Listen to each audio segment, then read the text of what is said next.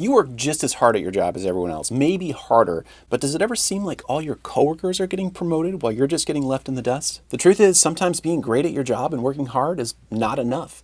More often than not, it's about presenting yourself more professionally so that your boss can start to see you as more of a leader. In this video, I'm going to explain how you can be more professional so you can have a better shot at getting that promotion and the recognition that you deserve.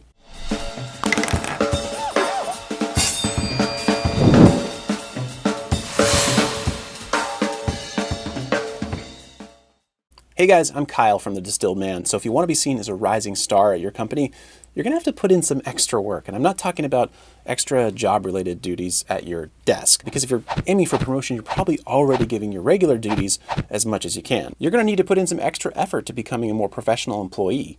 Bosses look for people who already demonstrate that they can be leaders before they're given extra responsibility. So without any further ado, here are my tips on how you can be more professional at work. And big thanks to Carl Friedrik for sponsoring this video and supporting the channel. Number one, walk and talk like a leader. What kind of person do you picture when you think of a leader?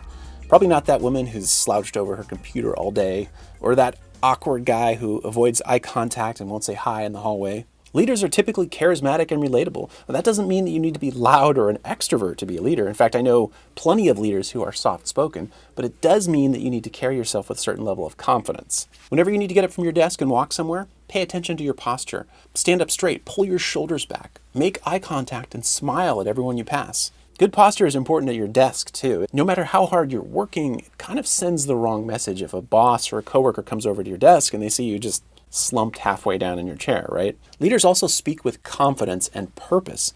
If you find that your public speaking skills need some help, take a class, or you can check out my post on how to master public speaking. And if you find yourself using a lot of filler words like like, then you can check out my video on the topic to help make your speech more meaningful and more direct. Number two, build meaningful relationships with your coworkers. So if you've been in your job for a while, it's easy to get into a routine where you just want to come in, get your work done, and get home as soon as possible. It's easy to isolate yourself from your coworkers if you aren't careful, so just take time to start a conversation with the people you work with. And not only those people at your level, but also those people who are maybe one or two steps above your level. People love to feel acknowledged, so if you work in a big company, try to get to know as many people by their first name as possible. Ask them about their pets, ask them about their kids' names, ask them what they did on the weekend, or maybe even ask a few of them if they want to go to lunch on Friday instead of sitting at your desk eating a sandwich. It's all about making connections. You're probably a great person, but if you don't take time to build relationships with people, then they're not going to know that. And bosses definitely take notice when people are well liked by their peers. And they might even ask your coworker's opinion if you're being considered for promotion. So it helps to have as many people in your corner as possible. Number three, and guys, this is a big one, stop writing crappy emails. So what you write at work says just as much about you as what you say. Keep your emails short and to the point. If you write a novel-length email, people are more likely to miss important information. Plus, it sends the message that you don't really respect their time. If you can say it in 3 sentences, why say it in 3 paragraphs? And speaking of not wasting people's time, try to refrain from getting involved in forwarding email chains and funny memes that your coworkers might be involved in sending. You want your writing to come across as professional at work. So if you're not the best writer, at least try to start by using a free program like Grammarly, which can help with some of the basics like spelling and grammar. There's also tons of books on how to write better business correspondence. This is one that I have that I enjoyed, but there's tons out there. And if you want more tips on how to write better emails, you can check out my post, How to Write Business Emails That Don't Suck, which I will link to in the description below. Lastly, you should never assume that any work emails you send are private. Assume that anyone in the company might read your email at some point. So trashing your boss or your coworker or your client, not exactly the best move. Number four, and you've heard this before, dress for the job you want, not the job you have. Aside from wearing a tuxedo to work, it's pretty hard to overdress for most office jobs. And you're way more likely to be considered for a promotion if you overdress versus being that weird guy who always wears a saggy Hawaiian shirt to work. Look at how your manager and other people at that level dress. Sometimes it might be as simple as upgrading from just wearing a dress shirt to maybe occasionally throwing on a tie or occasionally layering on a casual sport coat. Even if your company does casual Fridays, you still want to look more presentable and more professional than everyone else. It's not just the clothes that make a man either. Dressing well is important, but you also want to take a look at your accessories. A pair of scuffed shoes is going to detract from your look no matter how nice your pants and shirt are. Even the bag that you bring your lunch or your laptop to work in says a lot about you. Now imagine a well-dressed guy who brings a nice leather attaché to work every day.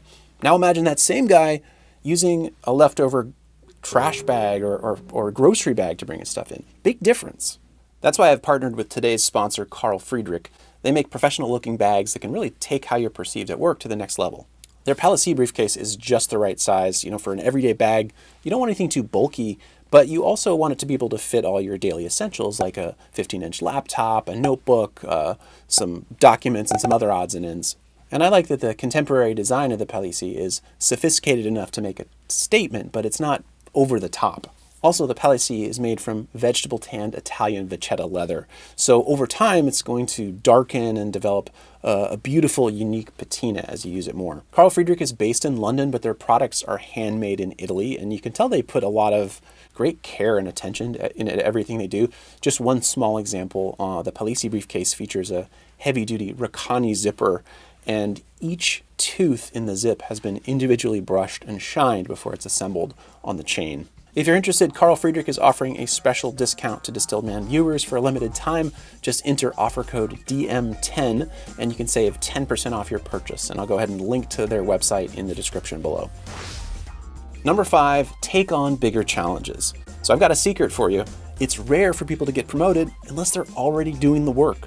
My friend Dustin told me a story about one of his friends. She was working at a company and the manager abruptly left her and her coworkers completely scrambling in chaos.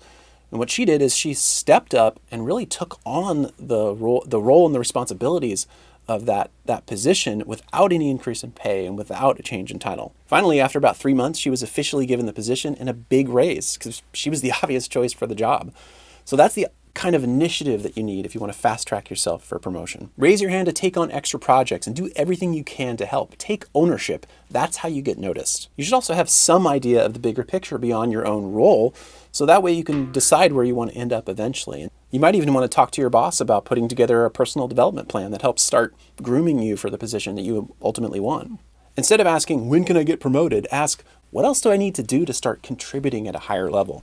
Companies are often willing to provide training and courses to employees that show that kind of initiative. If you're in an entry-level position, you may not feel like there's a lot you can do to take on more challenges right away. To some degree, you will need to learn the basics of your role before you do any more, but there's always ways to go above and beyond. Looking at the efficiency of your job is a great place to start. If you can find a way to save your company time, money, or other resources, you'll put yourself in a very favorable position. Just be sure to focus more on how those improvements will benefit the company rather than focusing too much on being critical of the existing way of doing things. So that's it, guys. 5 tips to help you be more professional. Leave me a comment and let me know what you thought of this video. Maybe you have some other tips on how to be more professional at work. Let me know in the comments below. If you liked this video, please do me a favor, hit that like button. If you want to subscribe to the channel, you can do that by clicking right about here. If you just want to watch another Distilled Man video, you can click right about here. So thanks again for watching, and I'll see you soon.